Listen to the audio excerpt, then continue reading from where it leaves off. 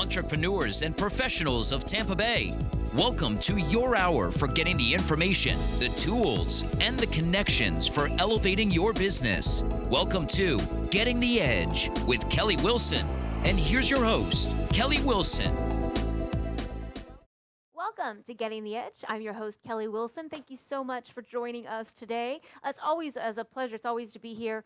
It's always a pleasure to be here to highlight great business professionals in our community and business owners and leaders.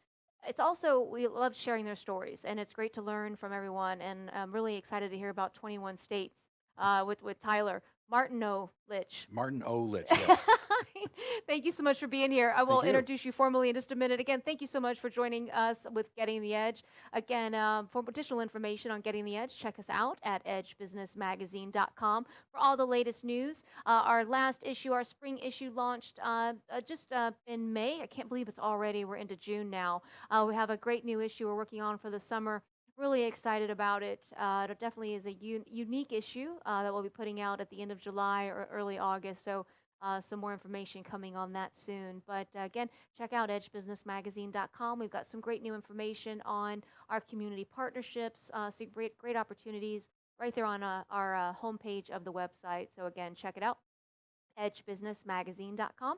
For additional information or to be a guest on the show, reach out to us at info@edgebusinessmagazine.com. If you've missed any of our previous shows, again, check us out on the Getting the Edge page on our website as well. So again, great to be here. Thank you for watching. Tampa Bay it's an exciting time to be in Tampa, and there's so much going on, and we're really excited to have Tyler Martinolich, right? Yes, Martinolich. I've been practicing his last name because it's one of the complicated ones. And if you've watched any of the previous shows, you know how well I do with complicated names. Although that's easy. Looks just like it. Just how it's spelled.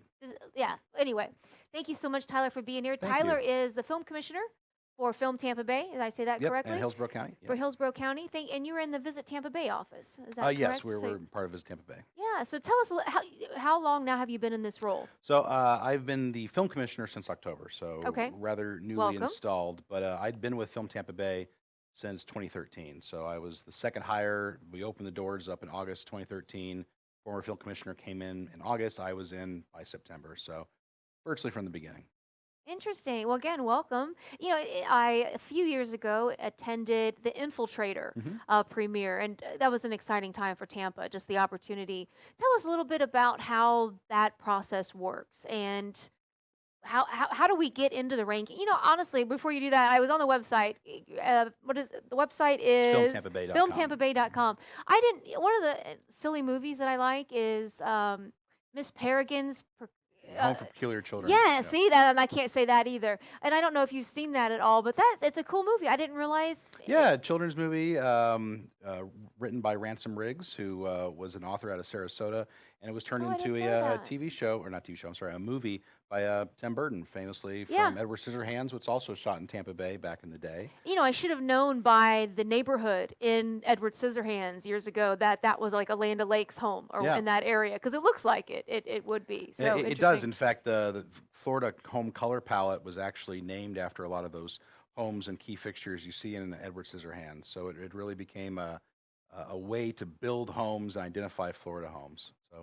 So many people watching may not know what Edward Scissorhands is. If not, check out Google it. You'll find it. Johnny Depp was great in that. What was it, like 80s, 1980s? Yeah, it was one of his very first films, him and Winona Ryder. Right. Interesting. But yeah, I didn't realize that I think we've all heard of the one John Travolta did, Punisher. Punisher, yeah. We've heard of that and obviously The Infiltrator, but I wasn't aware that we've had some of the others as well. And Dolphin Tale, I think.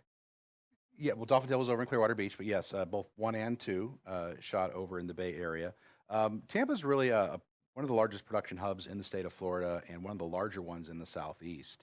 We do this very quietly, and it's because a lot of films that come to Tampa aren't trying to shoot Tampa Bay. They're trying to make Tampa Bay look like something else.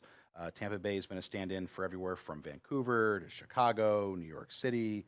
We're really a chameleon as far as a location goes, whereas Miami Beach, I don't say this disparagingly, but it's hard to make Miami Beach look like anything other than Miami Beach, right? It's sort of iconic. Everyone knows what Miami Beach looks like. Same with Orlando. Even if you haven't been to Orlando, you still have an idea of what Mickey Mouse is, the the various theme parks. So they're sort of pigeonholed as far as what they can be and what producers look at that area and say, oh, well, I can film that there. Whereas Tampa, we're a clean slate. We're really just an open palette that anyone can come in and define how they want to. And in film, we like to say the reality is what's in the frame. Doesn't matter what's to the left or the right. It's just what you're filming. So there's parts of downtown that you can make absolutely look like, Brooklyn or anywhere in New York City and Manhattan, Vancouver, Chicago, you name it, we've been able to stand in for. And that makes a whole lot of sense because films, they aren't predicated on the time of season, right? They're constantly in production. And if I'm trying to film New York City and it's supposed to be summer, but I have to film in March and there's 2 feet of snow on the ground Right. and the weather's crummy, I have to go someplace that can look like New York City. And we've stood in for that. So we get a lot of benefit of just being evergreen 24/7. Yeah, I guess that would be a great advantage. And then, well, Ybor is really Hmm. becoming an iconic area for Tampa Bay as well. And it seems like, there was another movie. Oh, Magic Mike, I think, was Yep. one of them that was coming to the Ybor area. So that is, I guess, drawing now, hopefully It drawing is, drawing and more people Ybor in. is it's really one of our best kept secrets. Yeah, Even though it we do a is. lot of marketing for it as a tourism destination, we really haven't put enough money into capitalizing on it as a filming destination. And for those who haven't experienced Ybor City, it's really a cultural gem. It's one of only 2 historic cities in the state of Florida, the other being St. Augustine, and it has such an unusual architecture. Everywhere, it's very Spanish influenced, very Cuban influenced. Also has a lot of Italian influences A lot as of well. history It's a there. melting pot, and it really looks like early Bourbon Street, if you can imagine that. Mm. If you've been to New Orleans, we sort of have that throwback feel where it still could be the 70s or 80s or even some places the 60s, which is not a bad thing, Right. right? No, it is nice. Particularly as a filming destination, because it's Right. something so unique you can't find that anywhere else in Florida.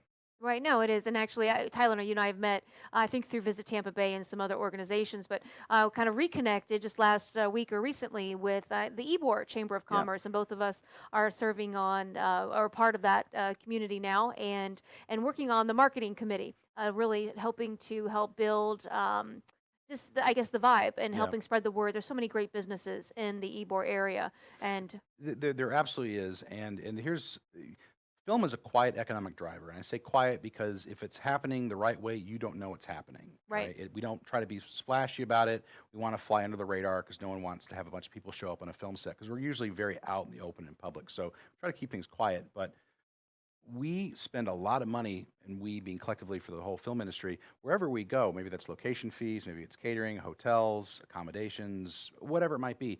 The average person working in film and digital media in the state of Florida is taking home an annual salary of $81,000 plus dollars. It is the highest paid industry in the state by almost 46%. is that These are right? meaningful jobs. So when we have a production come to town and we're employing locals, these are locals that can go back to their communities, whether it's Hyde Park or Ybor City or wherever in Hillsborough County, and they're reinvesting in maybe a new home, they're buying a boat, they're putting their kids through college. I mean, this is meaningful wages.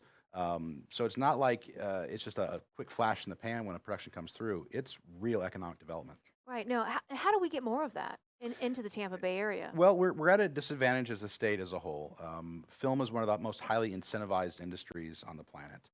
You have states like Georgia, which gives a 30% tax credit. Louisiana also matches 30%. There's places in Canada that gives 45%. And at the state level, we don't have any incentives at all. So it's really puts us at a disadvantage, even though I think a lot of productions would prefer to shoot in Florida as opposed to Georgia. When our weather's better, we have more access to waterfront and beaches. There's a lot of value just in being Florida, but we can't take advantage of that or activate it because we don't have that incentive. But Hillsborough County and Tampa Bay at large, I'll extend this out, both Pinellas and Hillsborough are one of only 6 counties in the state, and we are actually the first counties in the state to offer an incentive locally. So we're actually giving 10%, and we've seen over the last year we've actually been able to increase production activity by marketing our incentive by 50%, and that's only through Q2. If I extrapolate out further to Q3 and hopefully by the end of the year, we're looking at maybe between a 70 and 80% increase in overall production activity and production spending and market.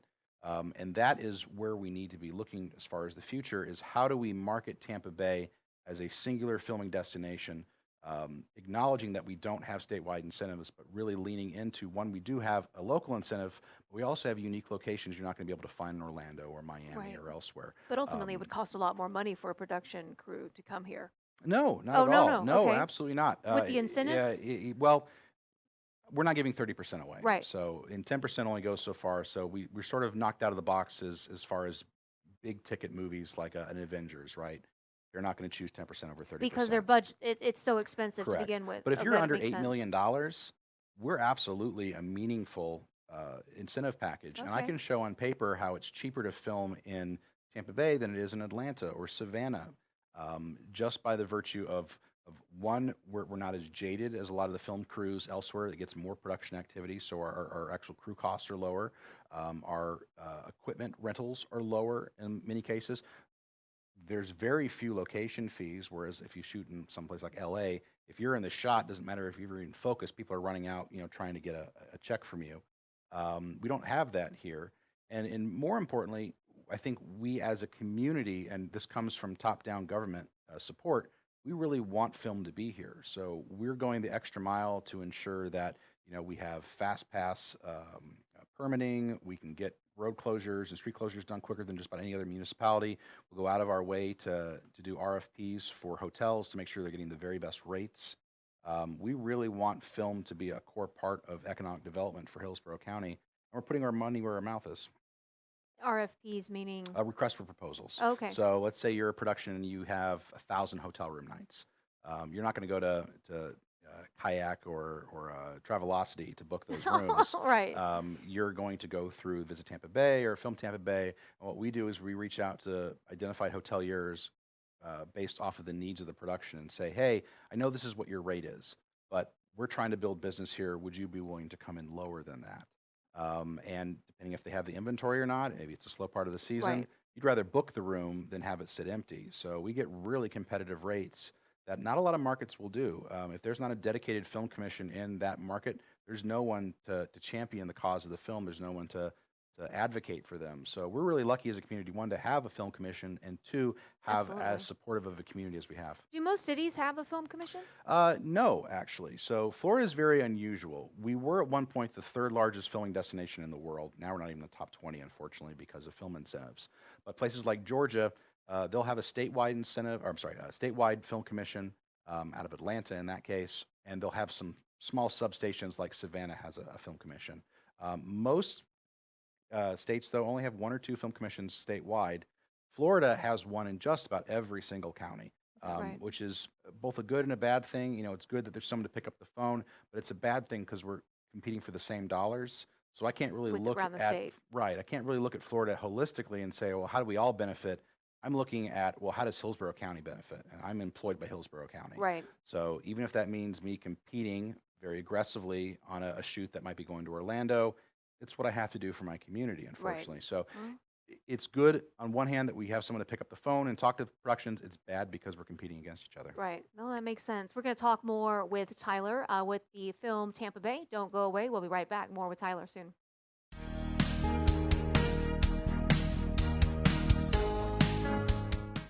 This is the Cannabis Podcast, powered by TrueLeaf on Radio Influence. It's an inside look and the scientific facts in and around the world of medical cannabis. Now, here is your host, Ian Beckles.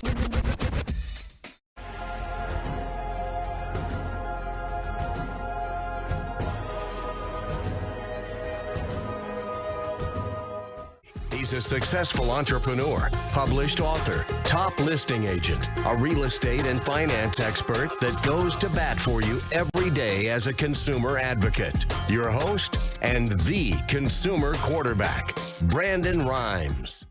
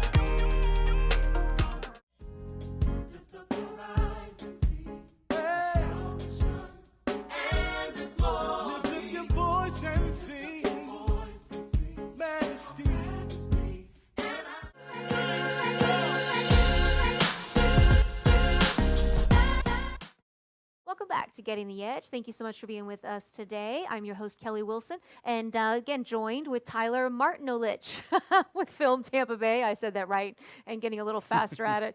Great show for you today. We have Tyler with Film Tampa Bay for the first half, and then actually looking forward to having Terri Hall, president of Doubletake Marketing, in the latter half of the show. So again, stay tuned. We've got a variety for you today. So looking forward to talking again more with Terri Hall soon. So getting so interesting. It is right before we went on break. We talked a little bit about how the different counties are kind of competing sometimes for the same opportunities, Yeah.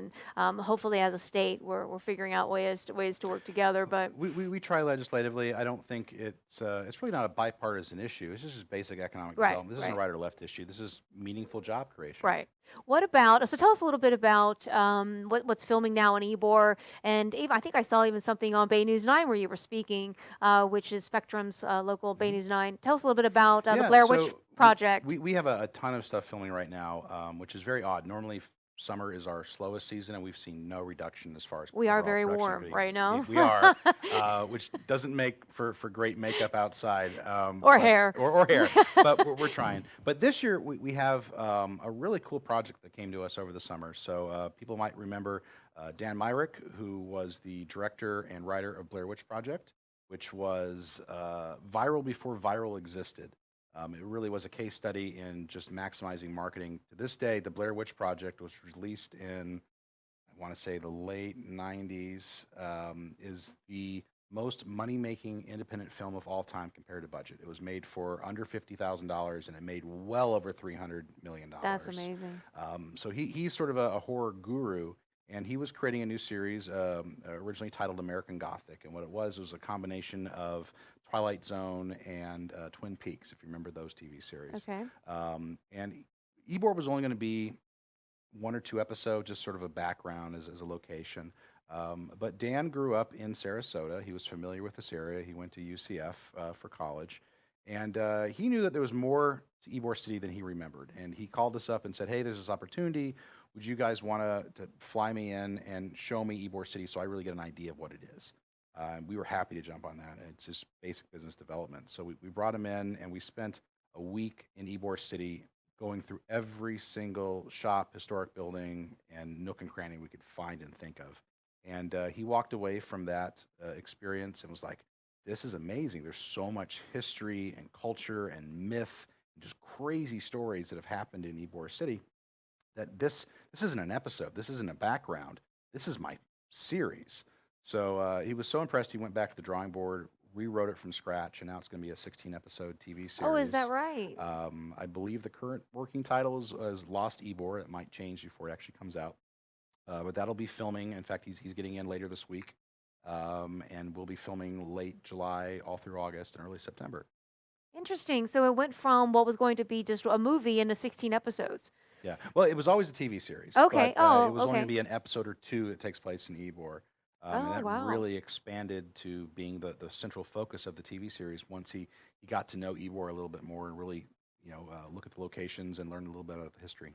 Interesting. Well, congratulations to Thank Film you. Tampa Bay and yourself for that sounds like a great opportunity. It is. We look and forward to I seeing that can't come talk together. about all of them right now, but we have a lot of really big TV shows and movies coming up in the fall as well that we'll be able to talk a little bit more about when it gets closer. Well, it seems and I don't know a lot about the film community at all, but with the change with Netflix and streaming and just the way things are now watched, and you'd think there might be that. And now everything's in. It's not just about movies. It's Yeah. about everything seems to be in shows now, and Hey, they're not just 30-minute shows. They're Very 50. true. And I think what you're seeing is you're decentralizing where people are getting their content from. So it used to be, HBO, core cable network TVs, the theater, right? Right. Home box office. And now it's anywhere and everywhere. There's so many pop-up startup app companies that are pushing new content like Rooster Teeth, which I'd never even heard of until recently, but they pump out new content, new TV series all the time. They just did a huge deal with Michael B. Jordan, which is a very well-known actor at this point. He was in. He was in Black Panther. Okay, I was trying to. He played the villain in Black Panther. Right, that's right. But he has a brand new TV show on there called Jen something. I should know the name, but so people are getting their contents from different places, And micro content is really where the future is at. People are marketing towards millennials and younger, and really adapting their content to current lifestyles, where you need to be able to capture someone's attention in 15 minutes or less, preferably less. No one's sitting at home watching an hour episode anymore. I think Game of Thrones might be really the last, sort of collectively enjoyed TV show before people start to just look at smaller things in Right. bites. Interesting. The and now it's everything's popping up. DirecTV launched their new series. I don't remember what it was, and then Amazon Prime has their all of them are trying to come up with these great interesting TV Yeah. concepts to get people. Designated Survivor was a show I always liked with Kiefer Sutherland, and it was on for a first couple seasons on our regular network, and Yeah. then I wondered what happened to it, and then just recently it was announced it was on Netflix, and it was actually great, and it was great they're able to do a little more. Yeah. You know, There's more demand now for content than there ever was in the past. wow, there's so much content And too. you're seeing people put money where they wouldn't have traditionally, like TV shows, right? Where you have series like there's a new NASA TV show that might be shooting in and around the area, with just a massive budget that you didn't see before. You have something like Game of Thrones, which is making 10 million episodes. So imagine that over, 8 episodes. That's $80 million they're spending on a TV series, or more if it was a 12 episode season. $120 million they're spending on a TV series, right? That's not Game of Thrones. That's Avengers type Right, numbers, right, right? right. So Wow. TV's where it's at, and I hate to say that because it comes at the expense of traditional theaters, but people don't want to go out anymore. They want to enjoy content when and where they can. Right.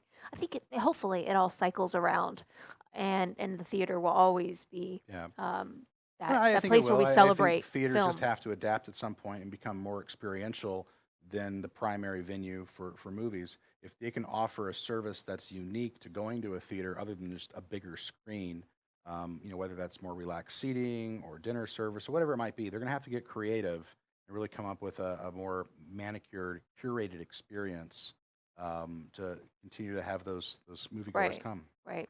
Well, tell us a little bit about. I know before we started the show, we talked a little bit about your background and you coming from the Savannah area, and then you'd mentioned you'd lived in 21 states. Tell us a little bit about that. Yeah, And so it wasn't a military family; it was a government family, but it was still one of those things where every year and a half, we were moving as a family. So I've lived everywhere from Michigan, Ohio, Colorado, Wyoming, or Georgia, DC, all kinds of places. 21 to be exact.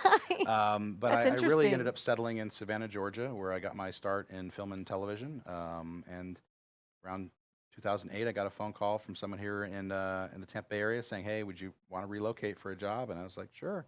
And here I am. Interesting. Well, we're glad you're here. What pushed you or drew you into the film industry? I couldn't do anything else. No, I started out as like a medieval Japanese history major, right? So that's really useful. Medieval Japanese Yeah, history major. I'd be that Okay. one guy sitting by the phone waiting for the History Channel to call, to have that one soundbite. It was not the best career path, and I really went from, love of history into creative writing and journalism, and that eventually led to screenwriting and being in the TV industry. Got a BFA in film and media arts, and then went on to get a master's degree in film business and television, and started my own company in Savannah. And actually, I came originally to Tampa to teach at a brand new film program that was starting at the University of Tampa around 2008. Okay. And from there, I joined another production company here in town, worked on a bunch of fairly well-known movies that shot in the area. And then for the first time in many, many years, Hillsborough County decided to start a film commission back up because we hadn't had one for quite a while. And I was one of the first hires. They called me up and offered me a job, seeing if I wanted to bring my production background to a film commission, which is rather unique. A lot of film commissioners or film liaisons to different departments are bureaucrats or people who are more administrative focused. They've never worked on a film set. They've never been on a film set. So to have someone who's actually been enmeshed in the film community and really knows his way around a film set is rather unique. And I think it gives us a leg up over many markets just because we can talk on a one-to-one to a lot of the creatives. Right. Well, and hopefully I would think too with your experience you're able to add your experience to the set, Yeah, or with the I mean, directors one or of who you're working our with. key services is logistical support. So when someone comes to me and says, "Hey, I've got 180 feet of truck, I have all these cast crew, I need these things close," I understand exactly what they're talking about, and I can translate that from creative into governmental speak, so I can move the ball forward locally with the different departments that are necessary to do those things. Well, and I guess too, that knowing the connections and kind of who to be able to connect Yeah. with. Oh, it And definitely helps for lead generation too. There's a lot of absolutely, people I've yeah. worked with that I hear about they're on another project, so I have no problem calling them up and saying, "Hey, have you given Tampa a look?" Right. What typically does your day like? I noticed on the website applying for a permit is right there. Is that Yeah. something people are doing often? Yes, we have permits constantly, and it's not just big TV shows. It's also reality TV. It's photo shoots. We even get wedding photographers that if they're shooting public spaces, we have to go through. So it's anything digital media. If it's a visual medium, you probably need a permit to shoot in public property. That's part of our day. But our three core pillars is education. So we really try to work with a lot of organizations to make them more aware of filming and how filming can be an economic driver in their communities, like the Ybor City Chamber of Commerce. We also do marketing for the region, really try to identify key advertising agencies and production companies that might be able to take advantage of our area. And then three is just our core function of processing permits, which if we weren't here, we just go to the DMV and try to get something done, Right. right? Like we've all had those experiences with government where it doesn't We work. all would like to not visit So there we often. really try to be the intermediary to get from point A to point B, so they don't have to deal with all that. Right. We deal with that on their behalf. So that's really our core function. That's what we spend most That's of our day great. doing. Well, Tyler, thank you very much for being with us Thank you today for and having me. sharing the information about Film Tampa Bay and everything that's going on. It's exciting to hear about everything in the works. We look forward to having you back soon so you can fill us in on even more. I So appreciate it. for more information, visit filmtampabay.com, right? Yep. .com for more information. So anyway, thank you so much. Stay tuned. We'll be back. We'll have Terri Hall, president of Doubletake Marketing, is going to be on the show with us talking about content and social media and a lot of different marketing and advertising type topics. So don't go anyway. Don't go far. We'll be right back more with Getting the Edge.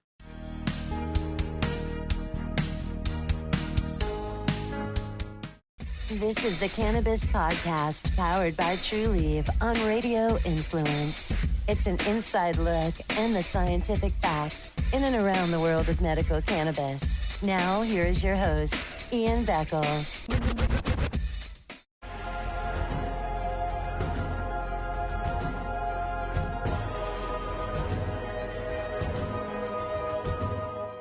He's a successful entrepreneur, published author, top listing agent, a real estate and finance expert that goes to bat for you every day as a consumer advocate. Your host and the consumer quarterback, Brandon Rhymes.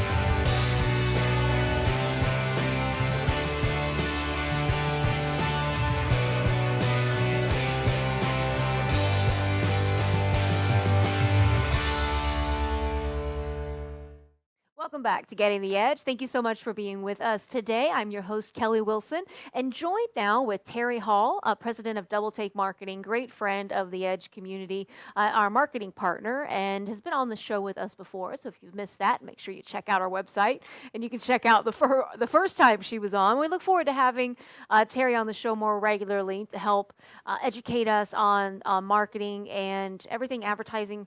You know, it's interesting. You are very unique. Terri, thank you so much for being on the show. Thank you, Kelly. I always like being here with Kelly. It's fun. I appreciate you being on the show. You have so much experience in such a, it's over 20 plus years in the marketing and advertising world. And it's just, you have a great, I think you're so well-rounded with different ideas and some of the campaigns and marketing strategies that you come up with. Very impressive. Like you're so creative. Oh, thanks. We try to be. Try to come up with something else that someone You're so hasn't funny. thought of, but do the best you can. No, and you really do. It's interesting. You work a lot with nonprofits, and just some of you can look at doubletakefl.com and some of the different marketing strategies and things you've come up with. And again, a lot with the nonprofits, but you've just done a great job. And, I figured we all are looking for angles and some kind of edge, right, to our business where we're trying to be able to promote ourselves. And it would be great that's why I wanted to bring you on and have you on more regularly to provide tips and kind of help us. There's so much we need to know. And a lot of times with small businesses, we're handling a lot of things on our own, right? Right. So any tips that we can help provide, because we've all been there, done that. I mean, we're still doing it.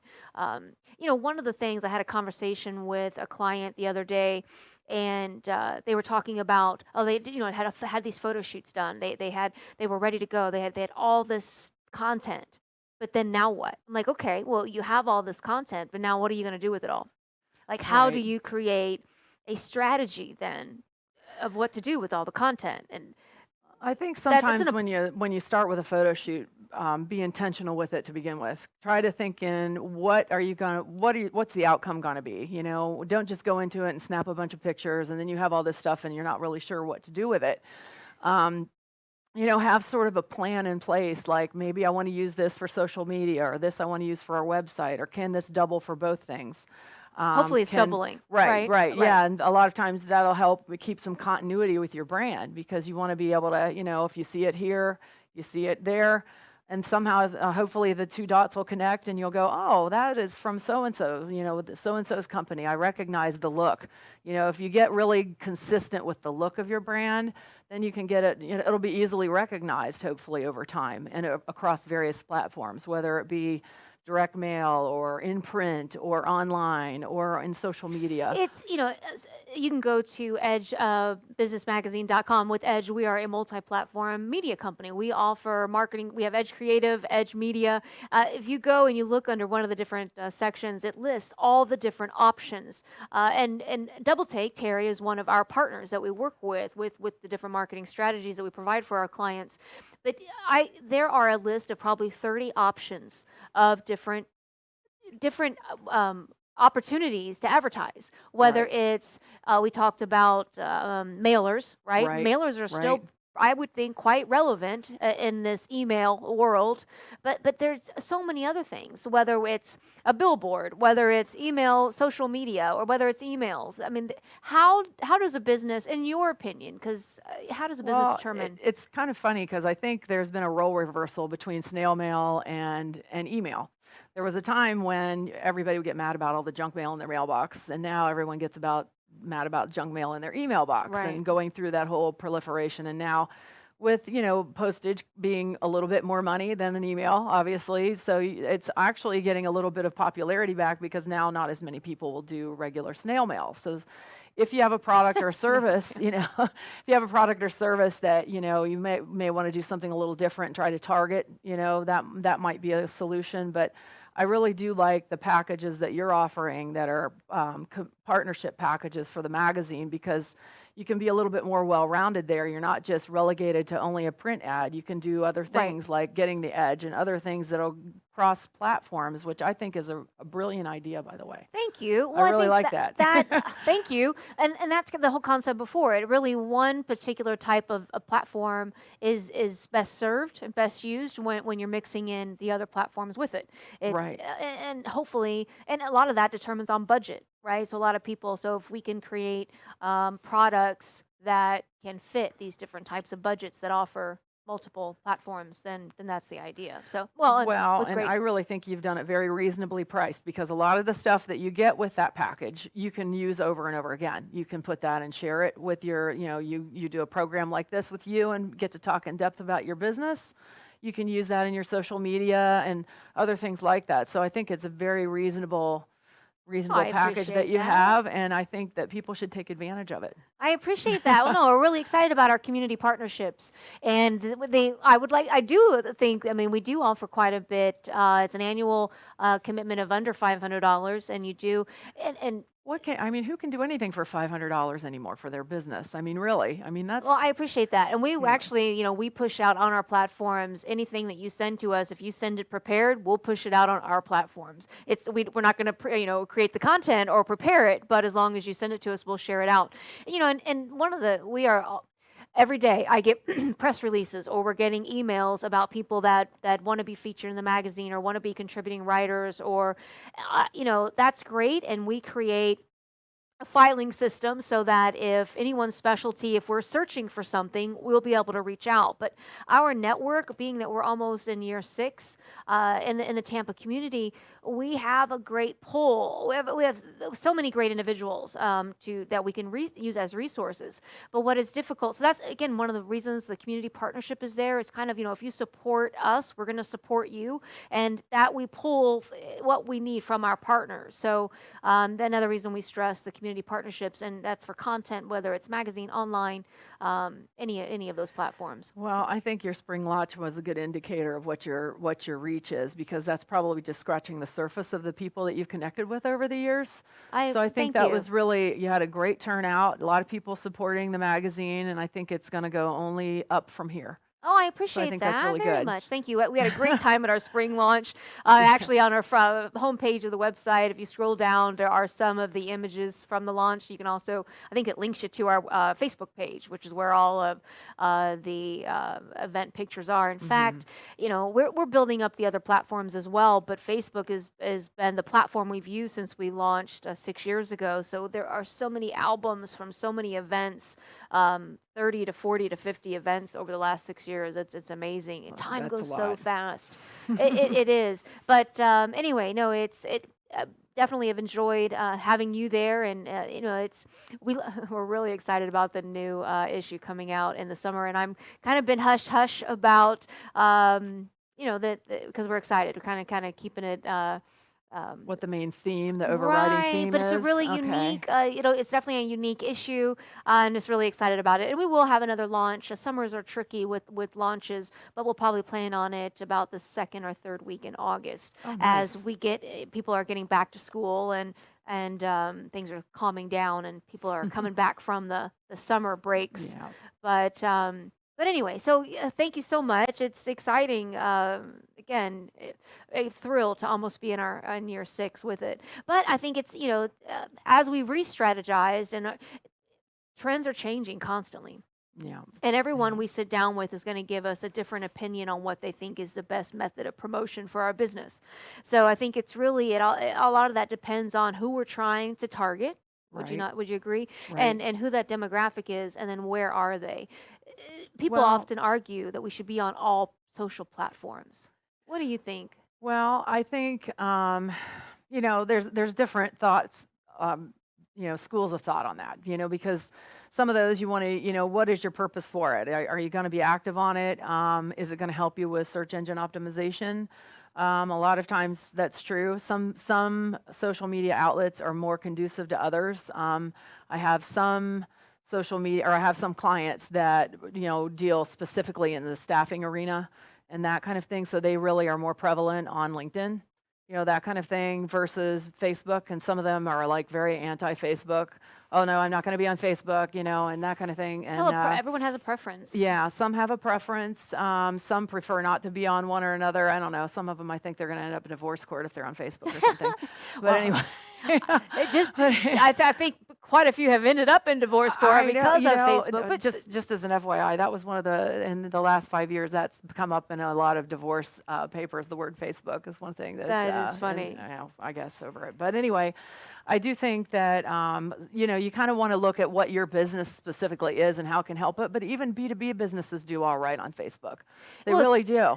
Yeah, I think I've always heard, even if you can't get a website launch, if you're just starting a business, at least have a Facebook page and at least, start the content there. I mean, granted, you want a website for it to be able to draw it to, but I am noticing as we're building Instagram that for Edge that there are most businesses in the Tampa community do seem to be on Instagram. Yeah, I think that's a hot one right now too. It's just so visual and so easy, and people love to look at pictures, and just visual everything is really hot right now. Well, and it's interesting. On Instagram, we can post from Instagram, you can post to Twitter and Facebook. And so some of those, you like HubSpot.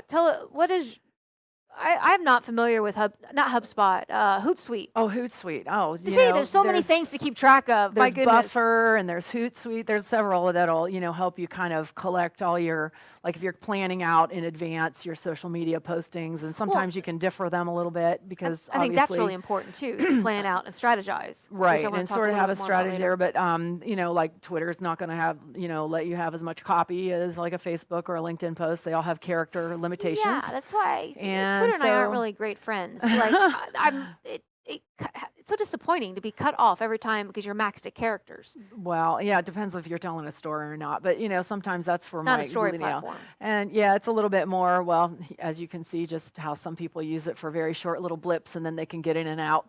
But a lot of times, a lot of celebrities use it too because everybody can follow where they are and what they're doing and that kind of thing not too. a topic I want to discuss, but the president sure seems to love it, right? That's And kind of you where I have- was headed, but I was trying to be good. Yeah, well, I mean, that's all we'll say about it. But Yeah. so definitely it has some fans. We're going to talk more about social platforms and other opportunities. So don't go far. We'll be right back. More with Getting the Edge.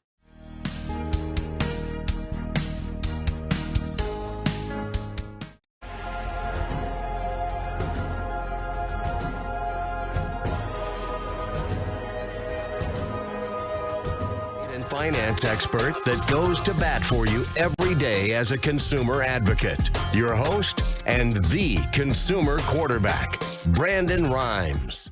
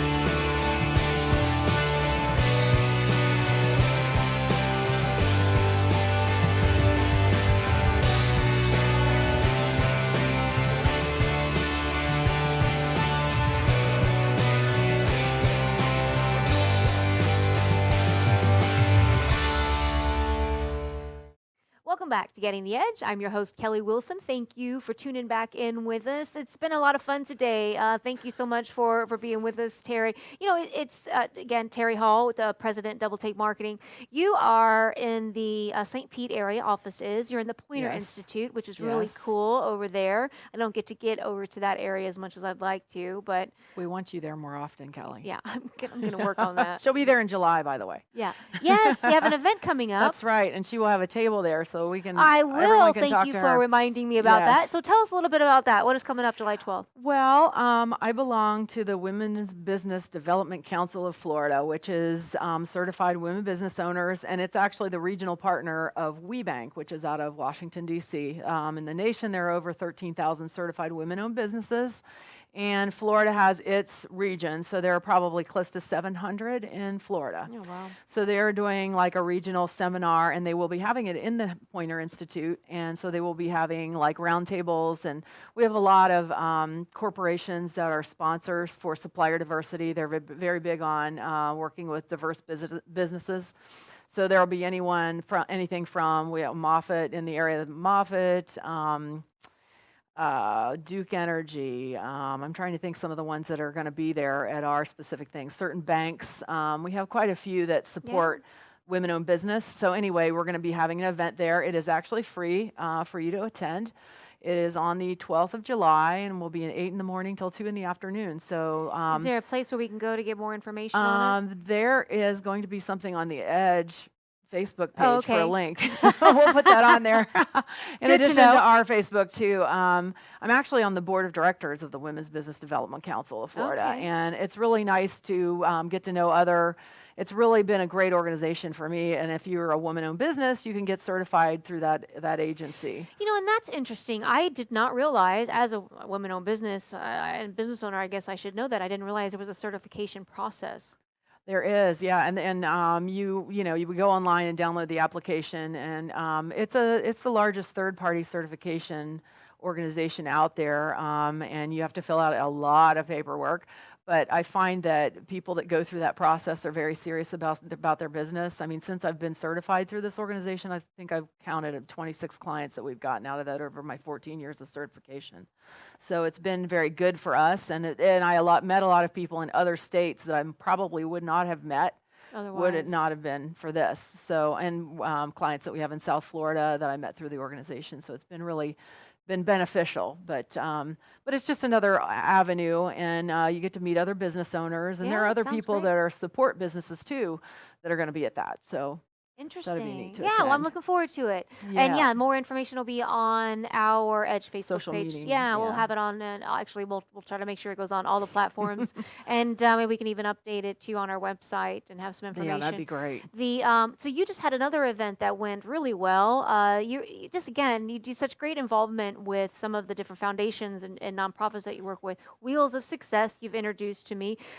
Really excited. In the magazine, we have 2 pages that we dedicate to local nonprofits that we help to hopefully gain some visibility. Hopefully donations or volunteers, but Excellent. five ads we dedicate each issue of the magazine. Wheels of Success was one that you had recommended, so thank you for that. Susan Jacobs, with Wheels of Success. Wonderful. I believe they've helped over 1,000 people. They have given out 1,009 cars, I think was the last count, That's since she amazing. started the organization in 2003, I believe. And it's really great because they help keep working families working in the Tampa Bay area. So they work in Hillsborough, Pinellas, and Pasco County, I believe. Wow. But they help people to gain transportation because that's a big factor. There's a lot of single moms out there that don't have transportation to get to their jobs. Sometimes they have to turn down promotions because they don't have access to easy transportation. So I really think if you're ever considering donating a car, that's a great organization to give your car to if you need a tax write-off or anything like that, because a lot of these candidates or clients that they have, and they work with in conjunction and partner with like Metropolitan Ministries and Ready for Life and other Right. organizations, it gets them a new to you car that they can then then have reliable transportation for their families and everything. So it's Yeah, really cool. it's a great But organization. yeah, there's so many really neat foundations out there. I mean, it's so many, Yeah, and it we love is. it. We just Yeah. love those. It's difficult to choose sometimes as we sit It down is. and try to choose on which foundations to feature. So you just had a big event with them, and tell us a little bit about that event at the JCC recently. It was. It was their annual event. It was a luncheon, and they give out their hubcap awards to the people that Which is they cute, they yeah. recognize, which is really cool. It's on a hubcap, and yeah, I like So that. fitting. And so that was their annual fundraiser. Also, we were working with Goodwill Industries, and their annual thing that they did was the Hippie Dash that was in Gulfport. Yeah, that is So on the that your front page of your it's on the website. That is website, so yeah. clever. So Yeah. and it's so interesting how you come up with some of these concepts and like different marketing strategies. Well, we work with the marketing director that we work with there is very creative too. She likes a lot of retro stuff, and it really was her brainchild to come up with the Hippie Dash, I believe. And we help facilitate that. We work with our designer, Jeff works with her quite closely, and they do a lot of the graphics, and it is a lot of fun. So we sponsored that too. Yeah, I know it looked like a lot of fun. It So that's an is. annual event. It is annual. This past, it was May 4th, so it was May the 4th. Oh, and birthday. Yeah, that's a great day. Yes, it was on your day. Yeah, that's amazing. I just didn't realize that. But it kind of had a little Star Wars type theme with it. Yeah, I and, love sharing my birthday with Star Wars. So they had May Yeah. the Groove be with you. Oh, that's So, cool. and it was a lot of fun. And so it was their 4th annual one. So it's just a really fun event. They're very serious runners there too, because they have monitored an 8K and a 5K. But there are Oh. also a lot of people out there for fun, and all of it goes to a great cause. So that makes it nice Interesting. too. Over the years you've been a part, and again, we just talked about earlier about the 30 different options plus of opportunities for promotion. In your, like, if you're on a particular budget, or like, how do you choose? Again, I know it's based on where your demographic, like, who are you trying to target and where are those people? Well, I think if someone came to me and said, "Oh, money is no object," at first I'd fall off my chair, and then second, I probably wouldn't believe them because usually money's always an Right. object. Well, even if they say that initially, it Yes. will come out very shortly thereafter that Oh yeah, it's yeah, I've had that most before, definitely, and they're, right. "Oh, money's no object," and I'm Just thinking, right. yeah, okay. But anyway, For sure. but a lot of times, sometimes we've actually had someone give us a budget, and we work and see what we can do to stretch it as far as we possibly can. So, a lot of it is dependent on what do you have to spend. And so that's where you kind of decide, okay, what's the best bang for my buck? Here, can I do things on social media and make it actually work for me? Can I go out there and that's why I was kind of talking about 3-dimensional mailers. It's No unique, matter, memorable. that's sort of like one of my little things that I really like, especially if you have a small, like some companies have a very long sales cycle and a very defined market. Sorry. Oh, you're fine. And what we'll do is, okay, maybe make 35 of something and it's in a box. Like one was a fulfillment company that did a lot of stuff that was by hand, let's say. So they were targeting agencies and printers, and sometimes it was about printing mistakes, and we sent them a giant eraser, that had oops on it, and you have printing. And a lot of times you can salvage a thousands of dollars on a job by fixing it by hand versus redoing the job. Right. So they do a lot of either that or fugitive gluing, things like that, where you get something with a key, attached to it. Somebody has to do all of those things by hand. So we wanted to target those people to let them know that they were out there, that they could do those things whenever they come up with these crazy ideas, like agencies like mine. They want to do all these crazy things and, have cutouts and fold outs and pop-ups and things like that.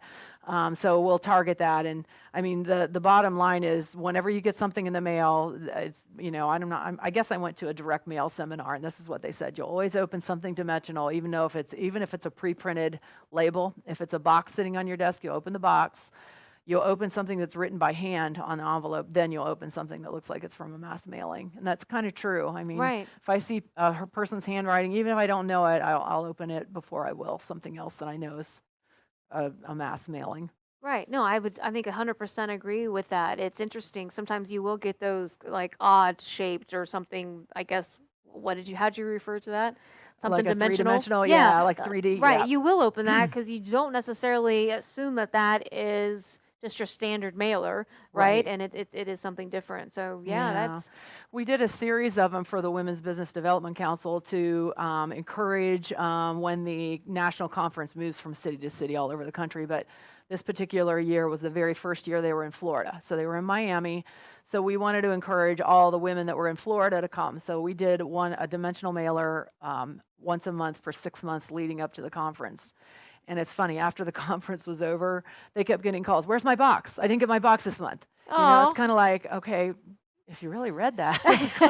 No, but we It was had all we leading had up a to great something. turnout. Yeah, it was leading Right. up to that. And it was funny. We found that people really missed that. They liked getting that. And Well, everybody likes each- getting something in the mail. yes, Well, other than exactly. bills, Yeah, right? Or something, exactly. which Something most of us fun. probably don't even get our bills in the mail anymore. Something fun. So everything was geared toward like one, since it was President's Day in February, we sent a crisp dollar bill that was dollar for dollar. It would benefit you to go to this and meet other business owners. Then the next month was like a little squishy globe.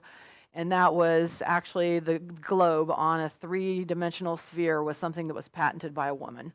So Interesting. the month of March is Women's History Month. So we had a whole thing about all these inventions that were by women, and it was wrapped around the globe and sent in the box. So So that might cost a little bit more, obviously, with postage, but it's something different and memorable that people are going to definitely you're going to Yes. stand out versus yes. being another that would have been hard to accomplish through a post or something. Right. So this was, and you're getting right into their homes, and that's Well, and sometimes you get that direct attention and you can actually get them to come to the phone, especially, and you can do it in small quantities. You don't have to do a massive one. That one actually filled up 2 vans every time we did it every month. But there's times we've done it for a software company that was specific to schools, and we only did 35 at a time, so you don't have to really break the bank to do something memorable. yeah. So And I think that that's could what's be maybe a marketing strategy or a takeaway is just thinking outside the box. Right. No pun Literally. intended. Right. No. And just coming up with something different and trying to be creative and just doing something that not everybody else is doing. So Right. we look right. forward to having you on the show with us more often, Terri. So thank you so much for being with us today. Definitely check out Terry's website for additional information, and check out our Edge, our social platforms. You can connect to all of those via our website, edgebusinessmagazine.com. Again, we encourage you to get involved with Edge, become a community partner, find out additional details, and we'd look forward to getting to know you better. So again, thank you so much for joining us today. Until next time, never stop dreaming.